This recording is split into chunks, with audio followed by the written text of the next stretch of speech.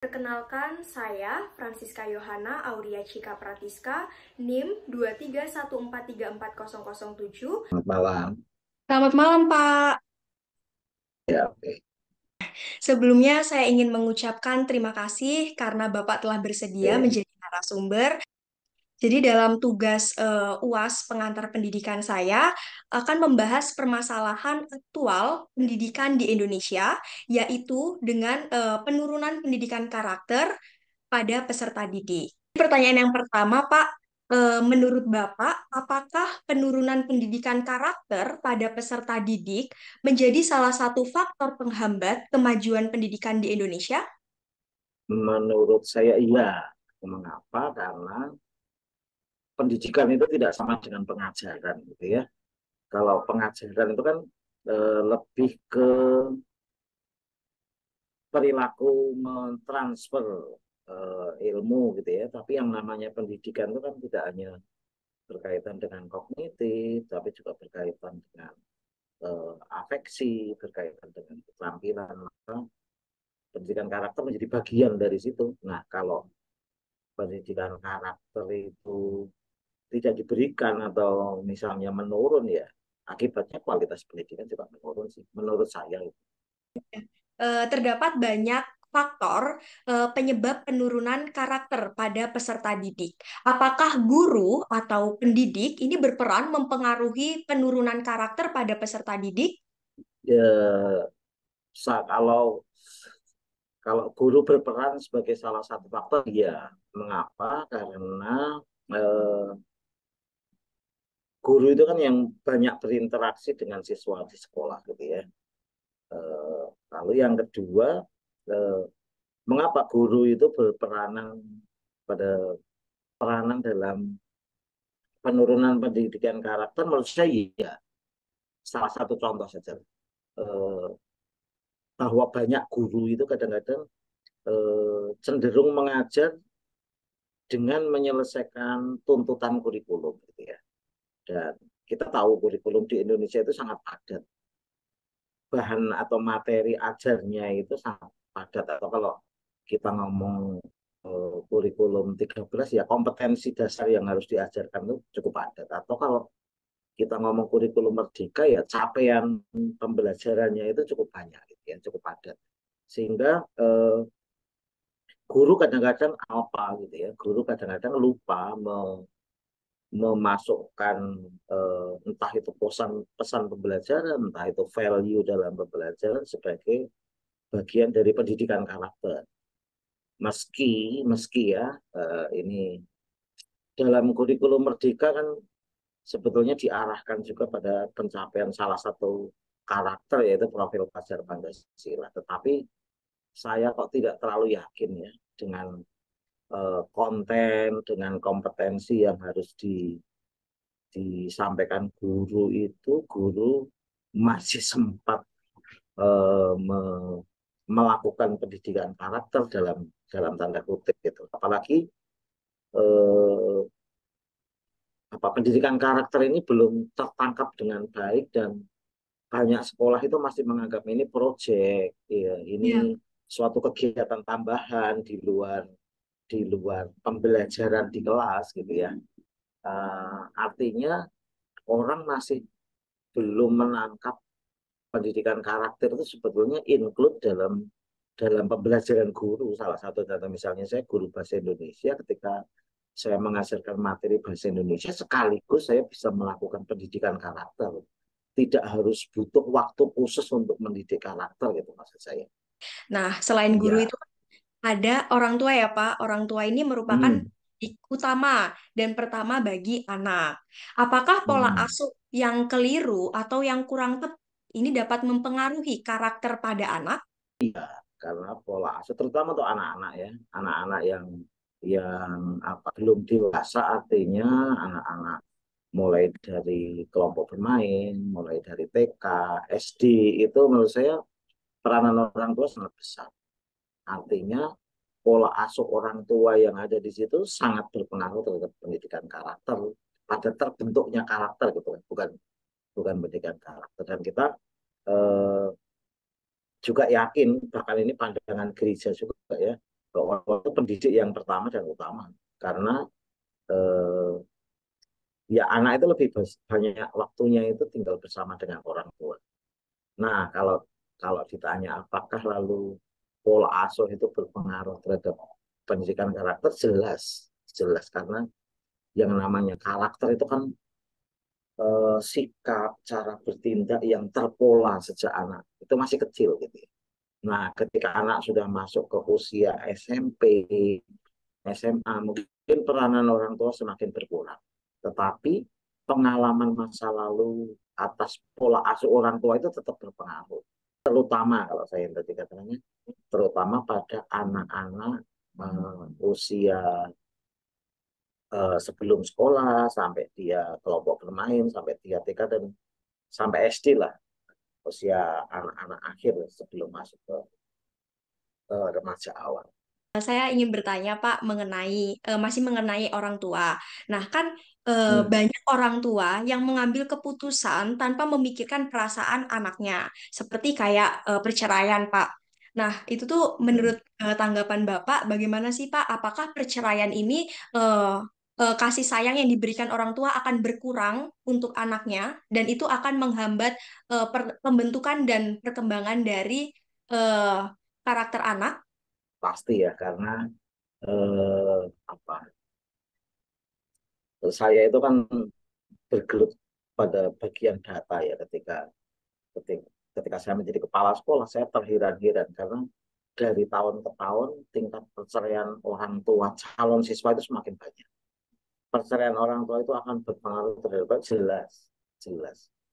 Eh, ini cerita pengalaman saja saya ketika ketika menjadi kepala sekolah dari tahun 2013 sampai 2021 itu sebagian persoalan anak itu karena orang tuanya bercerai. Kasus-kasus semacam ini banyak dan semakin tahun itu semakin banyak itu yang agak mengkhawatirkan.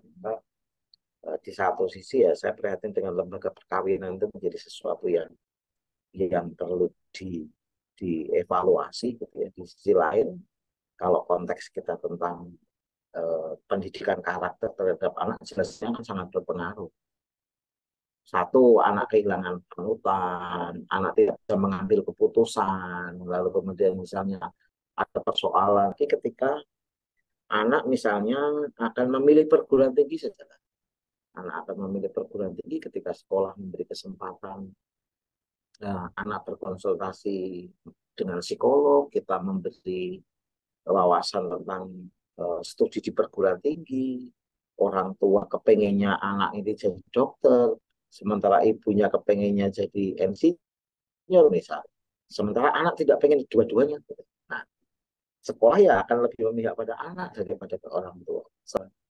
Orang tua yang bercerai itu sangat berpengaruh terhadap tidak hanya karakter, perkembangan jiwa, perkembangan psikis, dan cara anak mengambil keputusan. Selanjutnya ini ada globalisasi, Pak. Nah, globalisasi Oke. ini kan berdampak positif, tapi ada juga dampak negatifnya, apalagi untuk Hmm. peserta didik.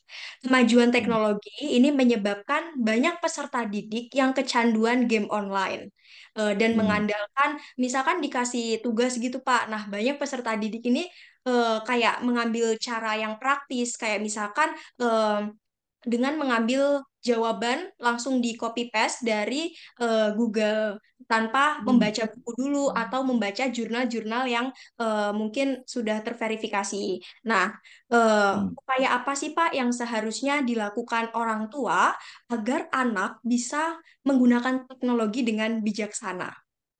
Saya sih agak susah menjawab karena pertama yang harus dididik itu orang tuanya juga, bukan hanya anaknya gitu ya. Artinya begini, kemajuan teknologi itu organisasi ini menurut saya eh, baik anak maupun orang tua di Indonesia itu tidak siap, tidak siap. Artinya apa? Eh, Mereka menikmati perubahan teknologi, mereka menikmati globalisasi eh, melewat apa handphone misalnya. Lalu apa orang tua pun lebih banyak asik Dan orang tua yang tidak bijaksana menggunakan perangkat handphonenya itu lebih banyak juga loh daripada anak-anak gitu ya. Iya. Jadi jangan jangan dikira misalnya pertanyaannya bagaimana usaha orang tua. Kalau saya orang tua juga harus dididik terlebih dahulu. Jadi orang tua harus dididik terlebih dahulu supaya dia bijaksana menggunakan teknologi. Pertanyaan selanjutnya, Pak. Apakah lingkungan Hmm. pertemanan yang negatif dapat berpengaruh pada perkembangan karakter siswa? Iya, jadi semua pertanyaan itu jawabannya iya gitu ya. Jadi mengapa? Karena perkembangan anak itu di satu sisi berangkat dari keluarga, di sisi lain yang paling dekat ya lingkungan sosial. Lingkungan sosial itu salah satunya pertemanan gitu ya. Dan pertemanan itu pengaruhnya besar terhadap pribadi anak. Contoh misalnya, anak ketika di rumah itu dididik dengan baik, dia bisa berbahasa dengan baik. Begitu dia bermain dengan teman-teman yang mungkin cara pengungkapannya lebih bebas, lebih ekspresif, lebih bisa berteriak dengan orang lain gitu ya. Nah itu akan lebih gampang berpengaruh terhadap anak daripada omongan orang tuanya. Dan lebih gampang menular juga daripada omongan gurunya gitu. Maka kalau saya boleh mengatakan kok lingkungan sosial termasuk teman sebaya ini ini justru paling berpengaruh terhadap pribadi anak. Di Indonesia ini kan sekolah-sekolahnya itu eh, apa ya Pak, terjadi peningkatan kasus bully kan Pak. Itu kita bisa lihat di Hmm. sosial media kayak gitu. Nah, menurut Hmm. Bapak upaya apa sih Pak yang seharusnya dilakukan pihak sekolah atau dilakukan oleh gurunya untuk mengurangi kasus bully? Apalagi kayak di Indonesia ini kan hukumnya kalau misalkan mungkin di bawah umur itu nggak ada kayak nggak bisa dijera, nggak bisa dipenjara. Hmm. Terus bagaimana Hmm. sih Pak menurut Bapak kayak upaya apa yang harus dilakukan oleh pihak sekolah agar untuk menurunkan kasus bully yang ada di Indonesia? Oke. Yang pertama, anak harus paham dulu apa itu bullying gitu ya. Jadi sekolah berkewajiban dan guru berkewajiban untuk memberitahukan apa yang disebut dengan bullying. Karena bullying itu bisa macam-macam. Itu bisa verbal, bullying itu bisa fisik, bullying itu bisa psikologis sebetulnya gitu ya. Satu yang bisa dilakukan sekolah dan guru adalah memberi penjelasan atau entah apa namanya, memberi penerangan atau memberi pemahaman apa itu bullying itu satu. Dua yang bisa dilakukan guru dan sekolah ya ya me,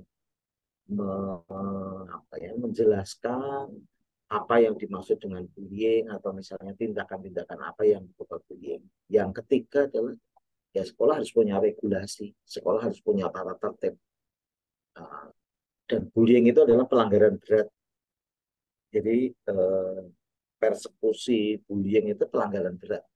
Untuk pertanyaan yang terakhir Pak, Apa apakah nih? di SMA Kolose de Brito itu menerapkan Hmm. pendidikan karakter pada peserta didik? Jika ada, apa contohnya Pak? Baru contohnya banyak banget.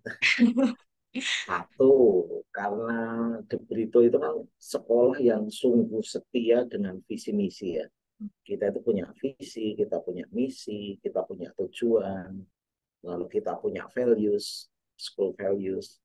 Lalu supaya lebih mudah visi misi dan school values itu dirumuskan menjadi profil siswa. Jauh sebelum pemerintah itu punya profil pelajar Pancasila itu kita sudah punya profil siswa. Dan di Debrito visi misi dan profil siswa itu dihidupi itu dicapai.